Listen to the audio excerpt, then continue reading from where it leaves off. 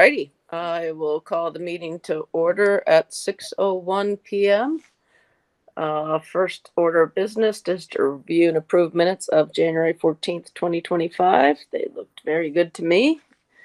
Could I have a motion to approve those? I'll make a motion to approve the minutes. And a second? I second.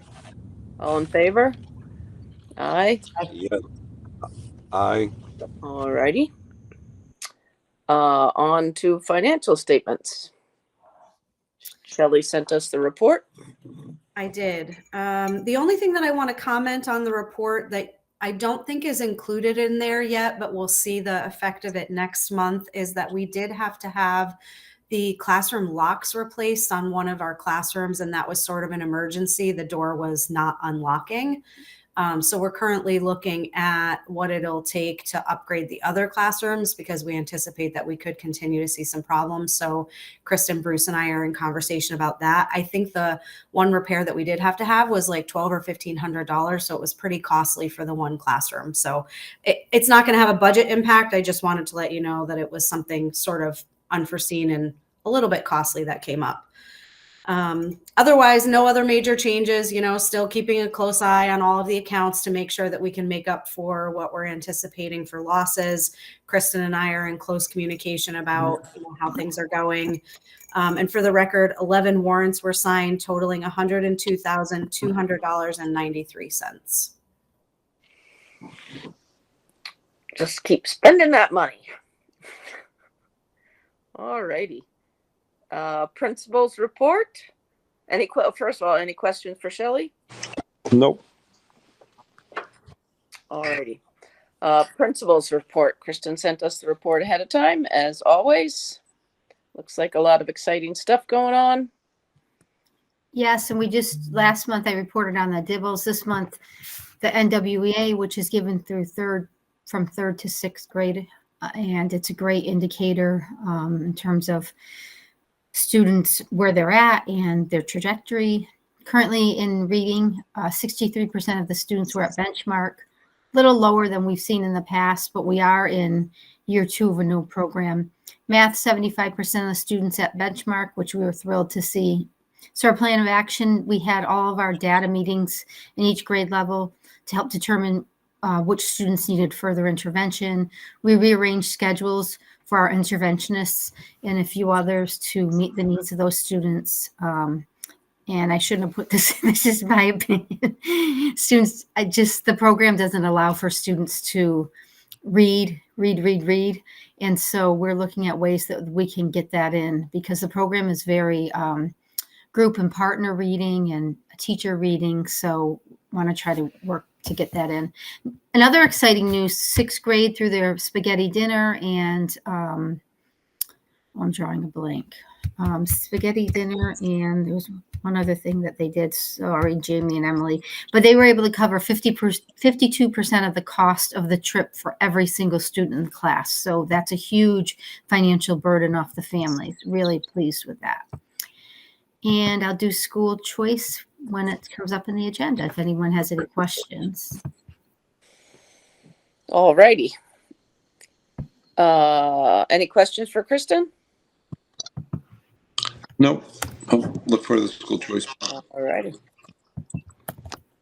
All right. On to public comment. We did have some public comment this evening. I actually have a statement that I'd like to read. It's been released by the NEA, the MTA, and the Frontier Union 38 Educators Association. Right. National Education Association President Becky Pringle released the following statement on reported executive actions that hurt students, public schools, and communities. Quote, "Most Americans believe that every student deserves opportunity, resources, and support to reach their full potential, no matter where they live, the color of their skin, or how much their family earns. Parents and educators agree our students need more learning opportunities, not less. They need smaller class sizes to get more individualized attention. They need nutritious school meals so they can pay attention to class rather than their stomachs, and they need access to mental health supports. They need to be respected for who they are, no matter their race, place, background, sexual orientation, or gender identity.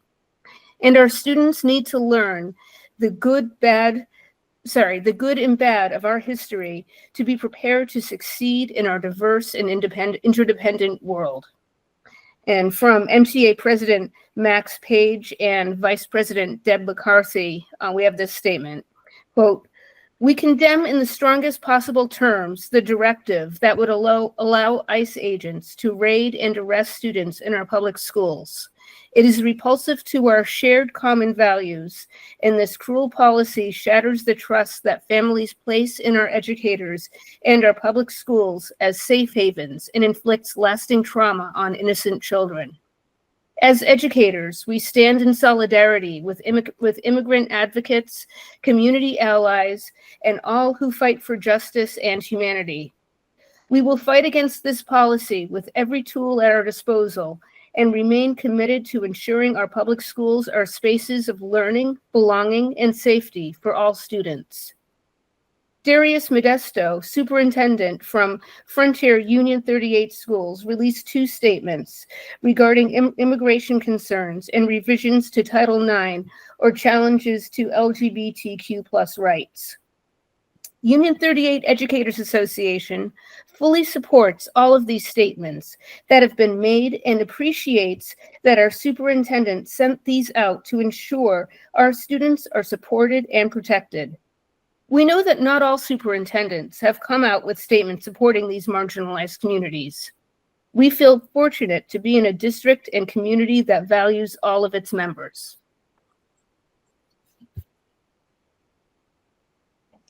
Thank you very much for that. Appreciate it. Can I just ask you a question? Because as far as I know, everything that you said is reflected in our policies, or at least nothing in our policies contradicts anything that you said.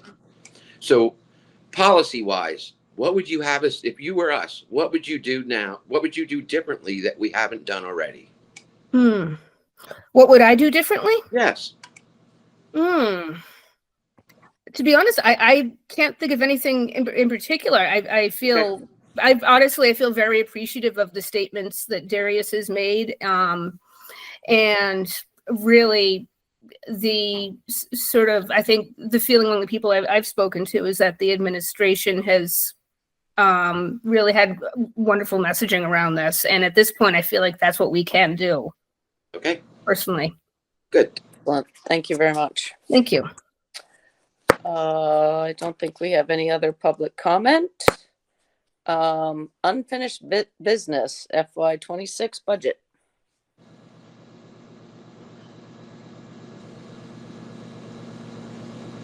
I'm trying to share the screen. I don't know what is happening.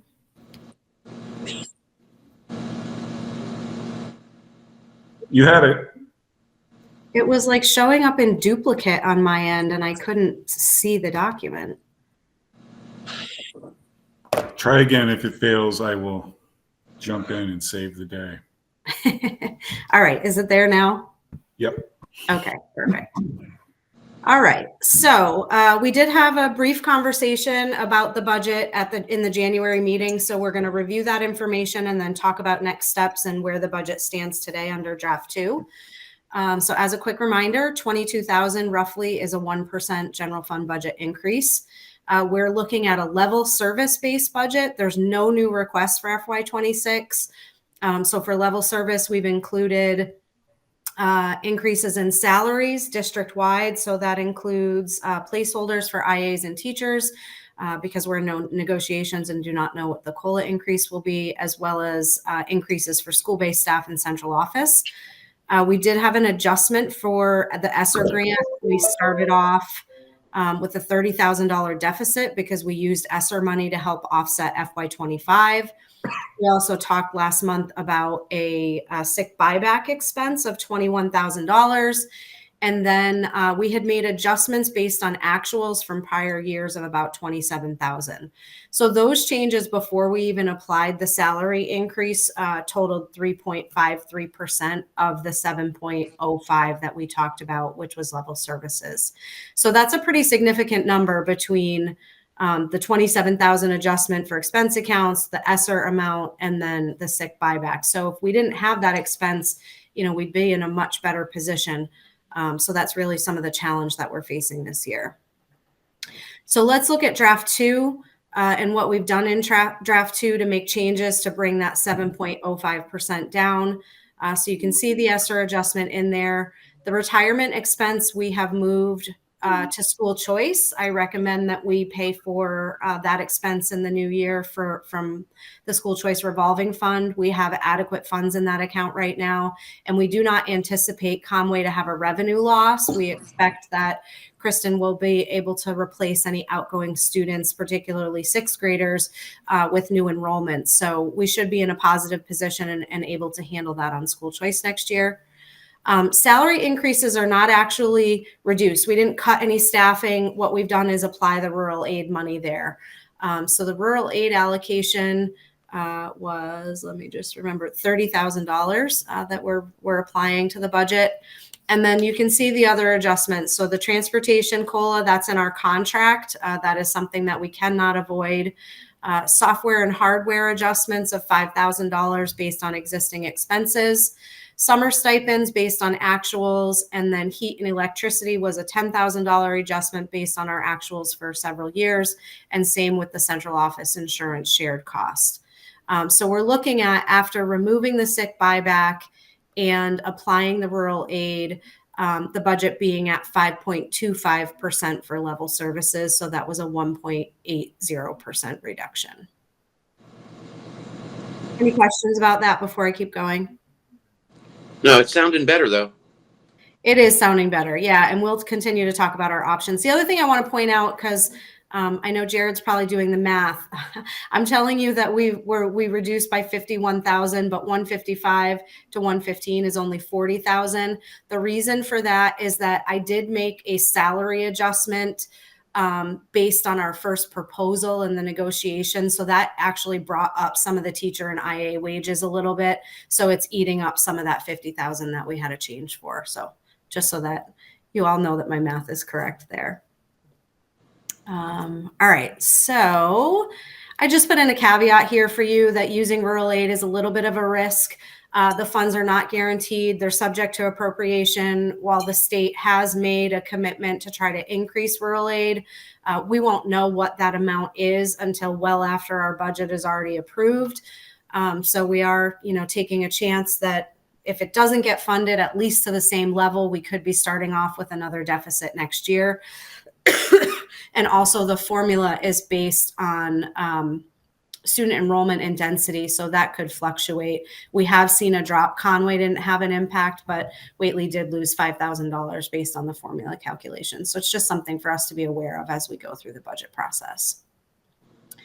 Next steps. So because we're talking level services, the options to reduce are really limited. We could consider cutting out that 27,000 in expenses that I outlined above. I don't recommend it. I think if it's a year that the town can afford a little bit more of a budget increase for the school, and I would have looked to Elaine or Phil if you have any information there. It's a good time to make those adjustments because we're not asking for anything new. Although 27,000 is about, close to 1.5%. So that would get us down, around 4 instead of 5.25, which may be more palatable to the town. I could also go through each of the line items in the budget and shave off little bits of money. For example, say we have an expense account that we hold at $1,000 annually, and for 3 years we've only spent $500. I could cut that $500 back. If I did that to multiple lines, we could probably come up with $10,000, maybe a half of a percentage point. I don't like to do that. This year is a perfect example because we have the overage and the heating oil. So we're going to need those little excess funds and cushion from other budget accounts to help make up for that overage. So it really is sort of the school's way to have some type of excess cash. And if we don't use it for things that are unforeseen, it gives Kristen an opportunity at the end of year to spend some money on things that we don't normally budget for. So it's not my recommendation, but I also recognize that we're talking about, the town contribution for school, for Conway alone, for the grammar school, being over $100,000 as I've presented. So if it's something we have to do, then we can certainly do that. Outside of cutting salaries and wages, there's no other wiggle room in this budget. We're not asking for anything new. We're looking at level services. So it really could be a challenge. Just some upcoming meetings here, and then I'll see if you all have questions and we can continue to talk, but just wanted to make sure that everyone knows our public hearing is March 13th. And then we're scheduled to vote on the budget on March 27th. And I believe town meeting, the first Saturday, is June 7th. And then I did give you the historical increase just so you can see where we've been over the last several years. And I gave you the average, which let me scroll down a little bit farther. Over the last 6 budget cycles, the average increase has been 2.71%. And I think it's important to point out with last year at the 4.87 that included a 1% increase for the district transportation.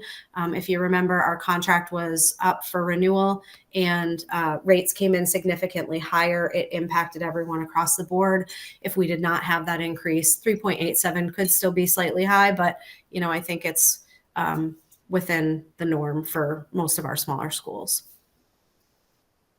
What questions do you have, Darius? Did I miss anything? No, the only thing is I imagine the town has less money this year. And the reason why I'll say that is we know Frontier's contribution rate, and it's way down. So which means you probably don't have a lot of money. Mm-hmm. It's usually as our indicator. That's what we use for an indicator. But Frontier has not approved a budget or brought one forward, but your assessment percentage is going to be pretty low, Mm-hmm. in the negatives. Even no matter what they do to the budget, unless they want to increase it by several million, you're going to be okay coming from Frontier. So I can give you that. They haven't voted the budget and they haven't taken action on the budget, so I can't give anything more than that. But just the fact that if Frontier we knew it was going to be high, I'd tell you that too, because I've had that conversation with towns as well. So you're going to be very low on Frontier. So the majority of your school budgets will be growth will be in your elementary school. Mm-hmm. Yeah, so what Darius is referring to is the Chapter 70 minimum state required contribution that they're saying Conway has to pay. Conway has like hundreds of thousands of dollars of reduction over the prior year, which is why our assumption is that the town has less money. That's the only time that or unless somebody really wealthy moved out of your community or housing values dropped. So it could be any combination of those things, Mm-hmm. but it will result in savings on Frontier's budget. That is the case. There have been 2 wealthy taxpayer families that moved out of the town. Mm-hmm.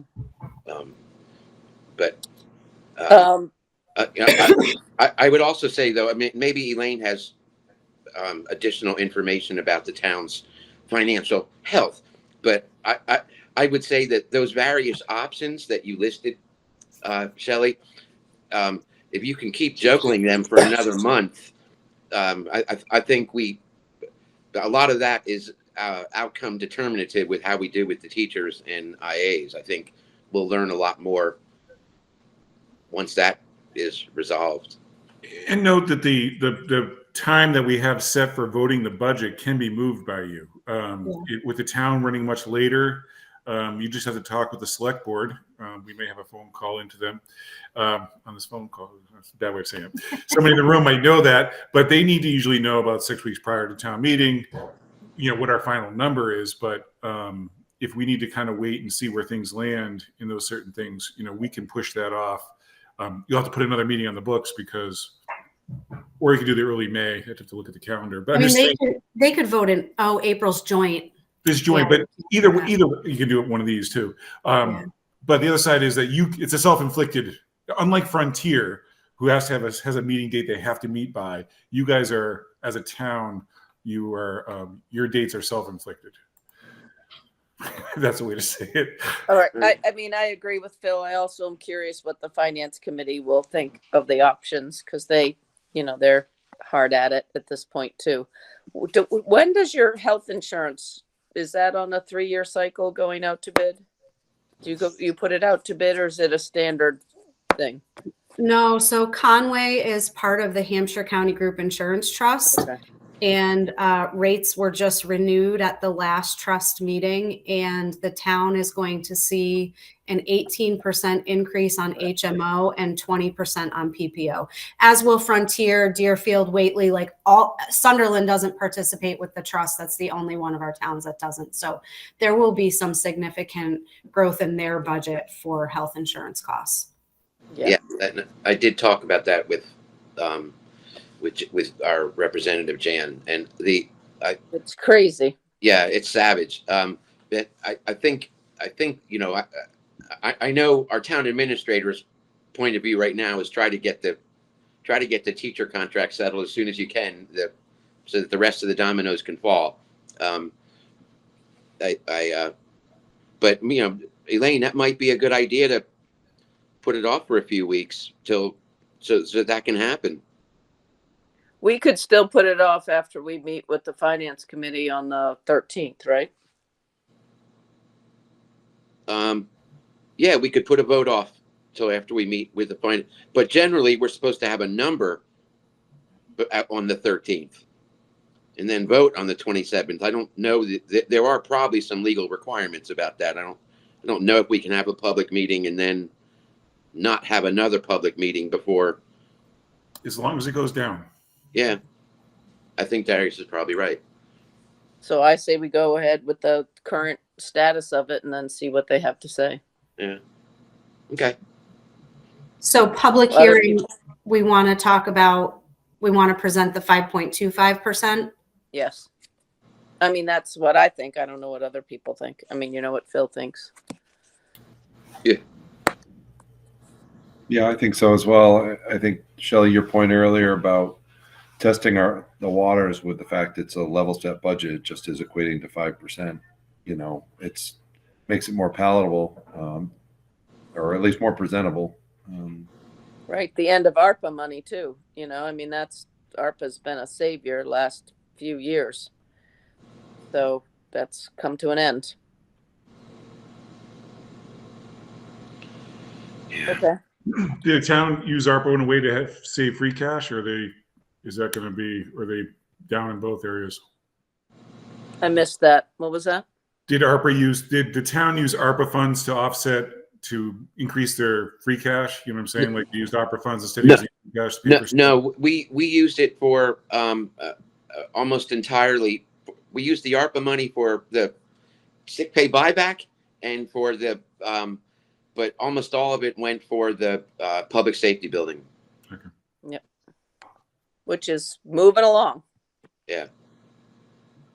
All right. On so the positive side, I don't anticipate that Conway will have a tough budget year next year. As long as rural aid comes through, we won't have the $30,000 deficit to deal with. So we'll just have the normal increases, which could be putting us, between 3 and 4 versus being 4 to 5.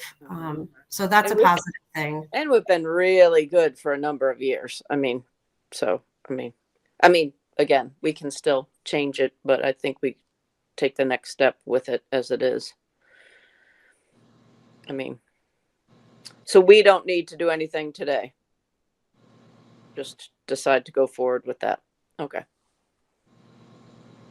All right. That's what we'll do. Sounds like a plan. All right. On to new business. Thanks, Shelley. Thank you, Shelley. School choice. Kristen. Hi. Trying to flip between the minute screen and this. Okay, so We'll definitely be able to replace those sixth graders that are moving out in terms of school choice. The only two grades at this time that will not be accepting school, well, my recommendation to not accept school choice would be next year's grade 1, which will have 25 students. We currently only have 25 in the kindergarten class. Yeah, that's big. Yeah, yeah, it really is. And then sixth grade for next year. Currently in fifth grade, we have 25 students who will be moving to sixth grade. So we have room in all of the other grades. Currently, I have 12 school choice applications for kindergarten. So that's going to be a place, we won't be able to accept all 12, but that will be a place where we'll be able to definitely pick up students for the outgoing sixth graders. We also have a scattering of other school choice applications. It's really nice to get the kids in kindergarten because then they have the full Conway Grammar School experience. But these are just my recommendations if anyone has any questions or comments. Now, the only thing about the sixth grade is that, you know, when they go from sixth to seventh, we lose so many of them and just to other schools. And because our students are so heavily recruited by all the other schools. Yeah.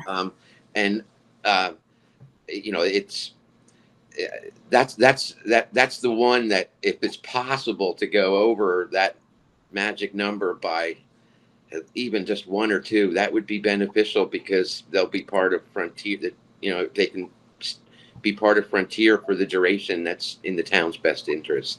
Yeah, it's great. But we do have, every year we do get a couple of school choice sixth graders who want to come in sixth grade because they're going to be going to Frontier, and we definitely try to All right. Try to let that happen. Good. Yeah. Good. Thanks. Yeah, that makes sense, Shelley.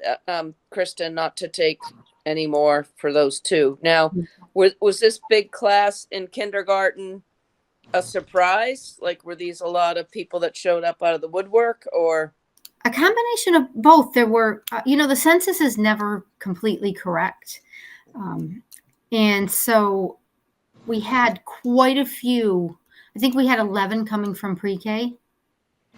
And then 3 of those for school choice. We decided to take only those 3 because they were in our pre-K and they had siblings in the school.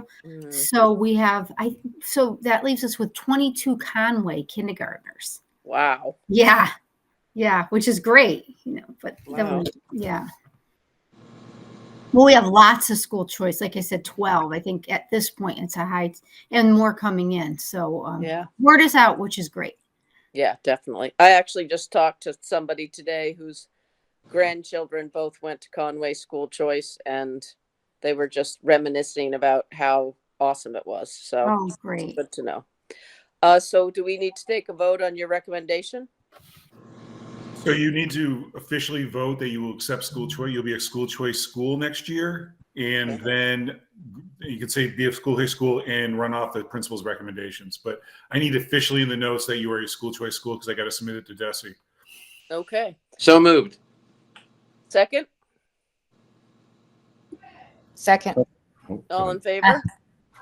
Aye. Aye. All right. So moved. We are school choice school. All right. And our next order of business is approval of the new contract for our Director of Business Administration, which a blessing is it's not a new Director of Business Administration. So the chairs met with and negotiated a contract with Shelley, and in doing so, they extended her contract because her contract was going to expire, and so they offered her a 3-year contract and a what do you call it? A two-year extension. Well, were you up one this year? Anyway, it's 3-year contract starting in July. Doing a market adjustment to $150,000 and then going off the teacher COLA for the following 2 years after that. So, and a promise to work on how many nights you all are out in the world. Correct. Right. Looking at the chairs agreed that we would be looking at number of nights and how to do meetings in other ways, in the sense of not other ways, but either during the day, getting different committees to rotate those kind of things. Correct. Because there's a lot of night meetings. I don't want that to fall off the radar because that's a huge thing and your kids are only young once.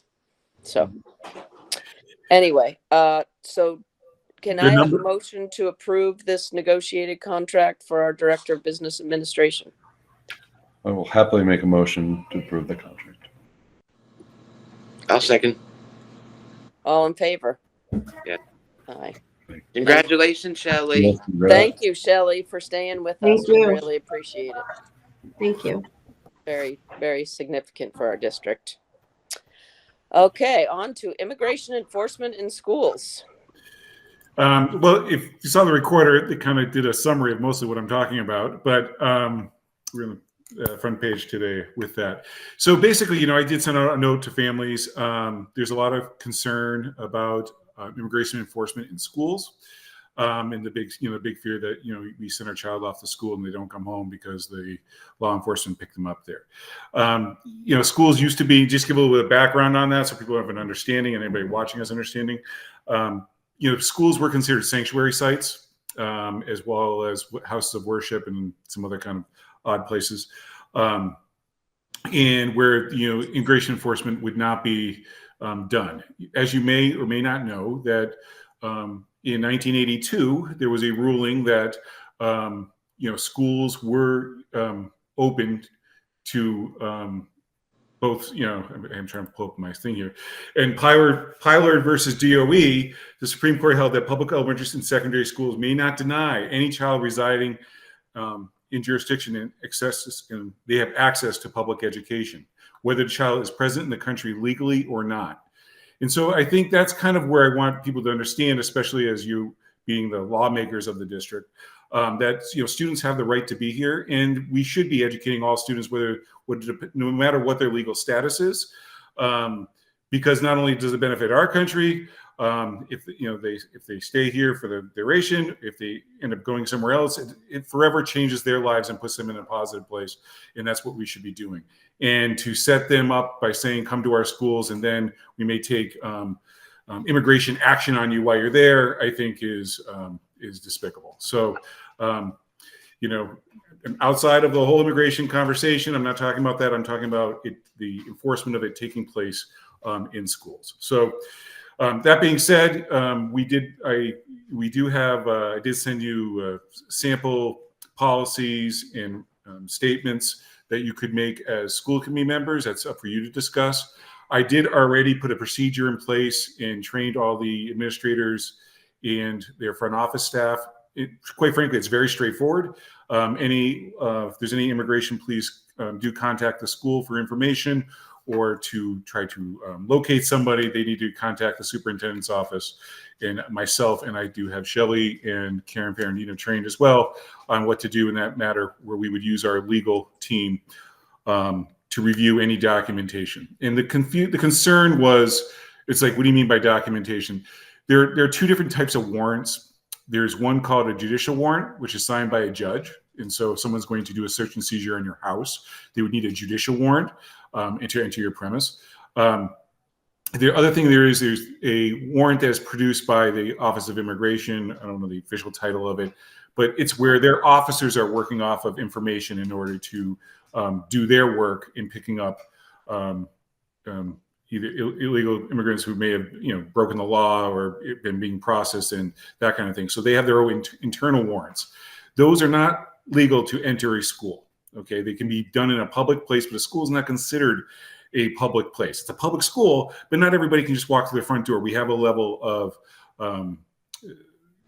not being private, I guess, privacy of a public school, and so forth. So, the warrants both look very official, and so that's why we want to have them reviewed by anybody legal and that kind of thing, because the chances of a judicial warrant being served on a child in a school is pretty low, especially in an elementary school. So in Massachusetts too. In Massachusetts as well. But it's still, it is very concerning if you were a parent and that was your status, and you have to let go of your child during the day and put them under our protection. That's a heck of a thing to be. And while we don't collect the information, I couldn't tell you how many students what their status is as in the United States right now from enrollment. We have an idea when we talk to people, but we don't track that information. We don't collect that information as well. So, but they do exist, and they are having conversations with the adults in the building, and the parents are concerned, and it is important that we let them know that immigration business is not going to be taking place at our schools. And if it is, it's going to make sure that they have all the official paperwork, and we'll protect the children legally when they're under our care. So that's the idea behind it.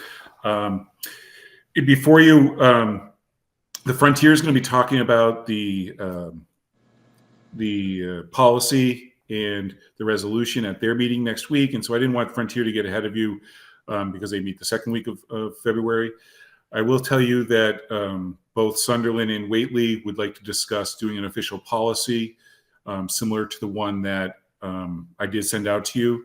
And what that will do, it doesn't change any of the work we do now. It just basically says if I was to suddenly leave and a new administrator was to take over, that your policy is very similar to what I just, it's kind of basically the summary is what I just said, that all immigration work would have to go through the central office, and that there would be checks and balances to make sure that the proper legal authority is being met if they were going to access any records. The other thing I wanted to mention, I forgot as I went through, is that we are also FERPA bound. So we actually can't legally give information to any immigration enforcement if they came to the school. We couldn't even say that Jared Campbell attends school, that kind of thing. That is all, it would be a FERPA violation without a court order to give that information up. So, all right, that was my summary of all that. If you want, we can put that on the policy on the next. Whether or not you do a resolution, that's up to you. I really think the policy does send a message. You're saying you're passing your rule, your law, that we're going to follow those procedures moving forward. And I think that makes the statement. Resolution is on top of that if you want, but that's up to you. So I would recommend you do a policy. I think you're going to see other schools are going to do it too. Policy definitely makes sense to me. If the whole union wants to do a resolution together, we could do that too. So here's the thing though. So, I mean, you know me, I start with the proposition that when your castle is under siege, the castle of the values you hold dear are under siege, only stick your head up above the parapet when there's wisdom and value in doing that. And, we live in a county where our county sheriff is a self-described immigration hawk. Our county jail has, at any given time, has the largest number of ICE detainees in the Northeast, usually more than 200. And yes, a lot of that funding is used to support inmate health care. And yes, the jail does hire Dr. Ruth Potee. A lot of you know her. She's an amazing addiction specialist. So there is really good things done with some of that money from them. But, I question the value of restating existing policies so as to get in the newspaper or to stick our heads above the parapet when, if these are in fact our existing policies.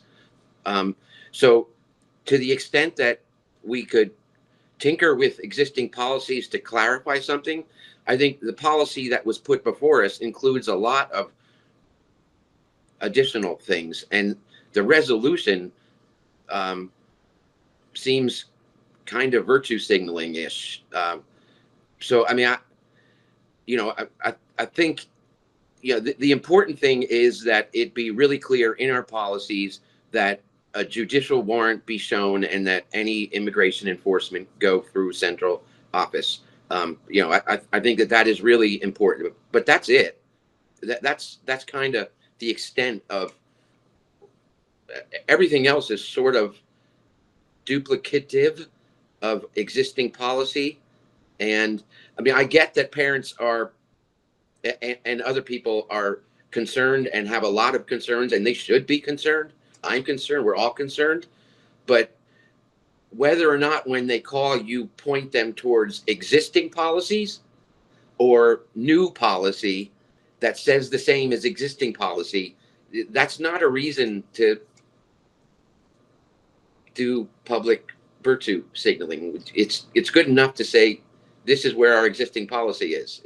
We don't need to do more than that. And I question the wisdom of doing it. It is to the extent that you attract attention, and they're coming. My neighbor's nephew was detained in a New Jersey high school 2 days ago, as a student, demanding to check immigration papers, and that is that they're coming. I mean, the reason to do it, Phil, is to make your community members realize that you're going to do everything in your power to protect them. So, haven't we already done that? I mean, it's making a statement that you are going to do that under the current media blitz and aggression being shown toward this, that they are safe in your schools. Which I think, with all the work we've done on diversity and. But isn't it also making a statement that is like, painting a bullseye on us, saying we're defiant, we dare you, come get us? I mean, reality is, Phil, the number of illegal immigrants in our schools is probably so minimal that painting a target on ourselves isn't going to bring us anything. I'm not so sure. That is the thing. We don't know. Right. I wouldn't think that we would be high profile. Let's go get that school up there. What I am told is that the Borsberry growers, which are Whately, Sunderland, that they have a lot of employees that are Venezuelan, Haitian, Nicaraguan that are in the country currently legally under the TSP program, but they're about to have the rug pulled out from under them, and they will soon be here illegally. And so that we may not have many now, but as these people's, and these are people that have all filed all the paperwork necessary to be here legally. So it's very easy to come and get them, and their kids. Well, get Jared, Tori, what do you think? Well, it seems like the policy is it's solid policy. So I kind of agree with Phil in that it's good to come from a strong stance that we've been doing this forever and not, I mean, I kind of like that idea, but unless we're making changes. So if we're making changes, maybe, I don't know. Jared? Yeah, no, I'm also torn. I do agree in part that, the policy should stand on its own, right? That should be enough. But I also, the support and that you can show your community and illustrate is a thing. I'm not close enough to understand the impact of drawing a target on ourselves versus not, right? Like are we just posturing to make ourselves look good and then that causes us pain? Then I don't want to do that. But if it's truly something that we can do and support our community, then that makes more sense to me. Well put. I mean, doesn't the resolution strike you as posturing? I mean, it's just if I can just interject, I believe Sunderland is just going to do the policy. They kind of agreed that then maybe not for that reason. I think it was more about policy speaks the words because it's action of the committee, right? You're setting up your policies and so forth. So I would say the conversation, if people are on the edge on that, do the policy. I'm not asking for a resolution. I think, we've made our resolution as a community. It was and we're not hiding on the front page of the recorder talking about how we're doing things. And then you just talked about a whole farm of people on a public meeting. So, I mean, we're not hiding very well, Phil. So I think that's enough in the sense of, I think if you put forward the policy, you'll be able to review it next month and have the discussion there. Okay. And as far as the policy goes, after the first few paragraphs where it no longer discusses the need for a warrant, the rest of it, I mean, I would discard. I don't think it's relatively germane to. I thought it was unnecessarily wordy, and if the idea is to send it to employees and make sure they understand, you know, and this policy will be read when there's, you know, 10 large white men with automatic weapons standing outside the door. You know, you want it to be a succinct policy that it really tells them what to do, and that they don't have to search through subparagraph 4B and know that the rest of it really doesn't matter. You know, So it that really comes down to, do they have a court order or not? I mean, that's Yeah, what it comes yeah. down to. yeah, and the rest of So the if they don't have a court order, you stop them at the door. exactly. That's the important part. The rest of it's not important. Well, it's probably important. It's probably important in a legal aspect. I don't think so. I thought it was just duplicative and repetitious, but I don't think Darius usually pulls it out, you know, from nowhere. I don't know. Where'd that come from, Darius? I think you guys are going back and forth, though. I think you're talking about the resolution. No, talking about the policy now. The policy itself is straightforward, and basically, my procedures are based off of it. So, Right. you know, you know what? And we can wordsmith it. The policy that was put before you is a template coming from the state. So, you know, we can put our own mark on that. And so when we get that, you know, you'll get it ahead of time in advance. You know, you can come in, we can discuss at the meeting. We can make alterations to it if you want. Okay. It maybe remove anything that's kind of not necessary. All right. So you don't need any votes tonight. No, it's not on the agenda. There's no policy. on the agenda. All right. Yep. Thank you Okay. for clarifying that, Darius. Great. Thank you. All right. Thank you, everybody, for the All righty. On to reports. Committee and chair, I do not have a report. The collaborative, we don't have a rep, and I haven't seen any updates from them. And I think Darius pretty much gave us his report. Is there any need for executive session tonight? It would only be for updates on negotiations. Yeah, which there's Once no, they're- we don't really need that right now, right? Nope, it would just be an update. There's no, Yeah. there's nothing Yeah. in motion other than Yeah. talks. Right. Okay. Then I will take a motion to adjourn. So moved. Second. Second. All right. Thanks, everybody. Enjoy the snow. Thank you. Thank you.